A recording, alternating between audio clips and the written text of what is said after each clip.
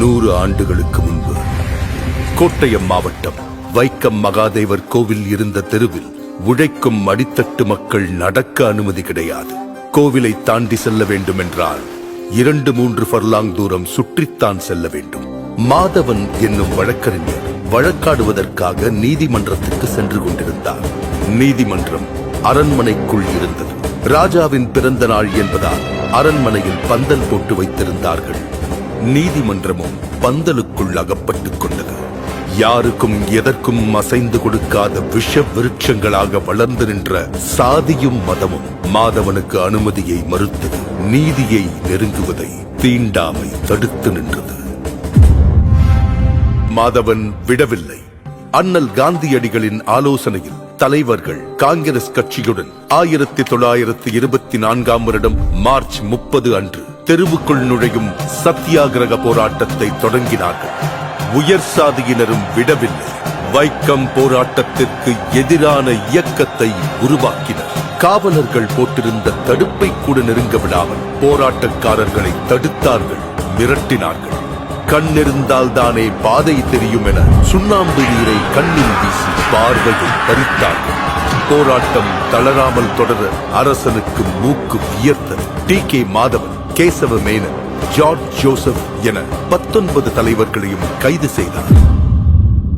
போராட்டத்தை வழிநடத்த தலைமை இல்லை. சிறையில் அடைப்பட்ட தலைவர்களுக்கும் வேறு வழியில்லை. காங்கிரஸ் கமிட்டிக்கு கடிதம் எழுதினார்கள். நீங்கள் வந்து போராட்டத்திற்கு உயிரூட்ட வேண்டும், இல்லையென்றால் அரசரிடம் மன்னிப்பு கேட்டு போராட்டத்தை கைவிட வேண்டிய நிலைக்கு தள்ளப்படுவோம் என்றது கடிதம். போராட்டத்தை தாங்கி பிடிக்க இரும்பு கரமே வந்தது. சாதிக்கும் தீண்டாமைக்கும் எதிராக எந்த சமரசமும் இன்றி போராட்டத்தை தொடர புறப்பட்டார் தந்தை பெரியார். வைக்கம் போராட்டத்தை சமூக போராட்டமாக மக்களிடம் கொண்டு போய் சேர்த்தார். கோவில் தெருவில் ஆடு நடக்கலாம், மாடு நடக்கலாம், மனுஷங்க நடக்க முடியாதா என்று கேட்டார். ஊர் ஊராக சென்று பிரச்சாரம் செய்தார். பெரியாரின் ஒவ்வொரு பேச்சும் வெடிகுண்டாக வெடித்து ஆதிக்க சாதிகளை அசைத்தது. மக்கள் கூட்டம் ஒன்று சேர்ந்தது. கலகலத்து போனது திருவிதாங்கூர் சமஸ்தானம். பெரியார் பேசுவதற்கு நீதிமன்றம் தடை விதித்தது. தங்கள் உத்தரவுக்கு மதிப்பளிக்க முடியாமைக்கு வருந்துகிறேன் என பெரியார் பதிலடி கொடுத்தார். கைதும் செய்யப்பட்டார். 1 மாதம் சிறையில் இருந்து திரும்பிய பெரியார் மறுபடியும் வைக்கம் சென்றார். மீண்டும் பிரச்சாரம், மீண்டும் சிறை. இம்முறை 4 மாத கடுங்காவல் தண்டனை. மலையை சிறை என்ன செய்துவிட முடியும்? இந்த நேரத்தில் திருவிதாங்கூர் ராஜா சர் ராமவர்மா திடீரென காலமானார். சிறையில் இருந்தவர்கள் விடுதலை செய்யப்பட்டனர். வெளியே வந்த பெரியார் மீண்டும் போராடினார். பெரியார் தலைமையிலான போராட்டத்திற்கு பலன் கிடைத்தது. திருவிதாங்கூர் ராணி பேச்சுவார்த்தைக்கு முன்வந்தார். அண்ணல் காந்தியடிகளை பேச்சுவார்த்தைக்கு அழைத்தார்கள். பேச்சுவார்த்தைக்கு வந்த காந்தியடிகளிடம் தெருவில் நடக்கக்கூட அனுமதி வழங்குகிறோம், அதற்கடுத்து ராமசாமி கோவிலுக்குள்ளும் நுழைய வேண்டும் என போராடினால் என்ன செய்வது என்று ராணி கேட்க காந்தியடிகள் பெரியாரிடம் பேசினார். பெரியார் தனது நிலைப்பாட்டை விட்டுக் கொடுக்கவில்லை. பாதையை திறந்து விடட்டும், அதற்காக கோவிலுக்குள் நுழைய போராட மாட்டோம் என உத்தரவாதம் கொடுக்க முடியாது. வேண்டுமென்றால் இப்போதைக்கு அதற்காக போராட மாட்டோம் என சொல்லுங்கள் என்றார் பெரியார்.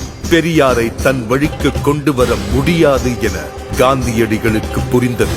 பெரியாரின் நிபந்தனையை ராணியும் ஏற்றார். கோவிலை சுற்றியிருந்த 3 தெருக்களிலும் உழைக்கும் மக்களின் பாதங்கள் பதிந்தன. 1925ஆம் ஆண்டு நவம்பர் மாதம் போராட்டம் வெற்றி கண்டது. எல்லாருக்கும் எல்லாம் என்கிற திராவிட அரசியல்தான் பெரியாரின் ஆயுதம். அதை அவர் முதலாக சுழற்றி வீசிய இடம்தான் வைக்கம். வைக்கத்தில் உள்ள அந்த தெருதான் இன்று கேரள சமத்துவத்தின் முகவரியாகவும் தமிழ்நாட்டு சமூக நீதியின் அடையாளமாகவும் புதிய இந்தியாவுக்கான ஒளியாகவும் இருக்கிறது. இம்மாபெரும் போராட்டத்தின் தொடர்ச்சியாக பொது உடைமையும் சமூக நீதியும் சமத்துவமும் தழைத்தோங்கும் ஆட்சியை அளித்து வருகிறார் கேரள முதல்வர் உயர் திரு பினராயி விஜயன் அவர்கள். அனைத்து சாதியினரும் அர்ச்சகராகலாம், என சட்டம் இயற்றினார் முத்தமிழறிஞர் டாக்டர் கலைஞர் அவர்கள். அதை நடைமுறைப்படுத்தினார் தமிழ்நாடு முதல்வர் உயர் திரு மு.க. ஸ்டாலின் அவர்கள். பெரியார் வகுத்துத் தந்த சமூக நீதி பாதையில் வீறுநடை போடுகிறது மாண்புமிகு தமிழ்நாடு முதலமைச்சர் திரு மு.க. ஸ்டாலின் அவர்களின் தலைமையிலான சமூக நீதி காக்கும் அரசு. 100 ஆண்டுகளை தாண்டியும் பெரியாரின் பகுத்தறிவு ஓர் ஆயுதமாய் பழமைவாதத்தை வேரறுத்து வருகிறது. இந்நிலை வைக்கம் போராட்டத்தின் நூற்றாண்டை சிறப்பிக்கும் வகையில் தமிழ்நாடு அரசு சார்பில் வைக்கத்தில் அமைந்துள்ள பெரியார் நினைவகம் ரூபாய் 8.14 கோடி மதிப்பீட்டில் புனரமைக்கப்பட்டுள்ளது.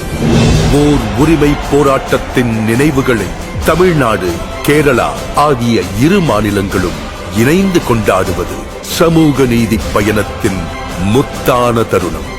இந்தியாவின் கவனம் இதை நோக்கி திரும்பும்.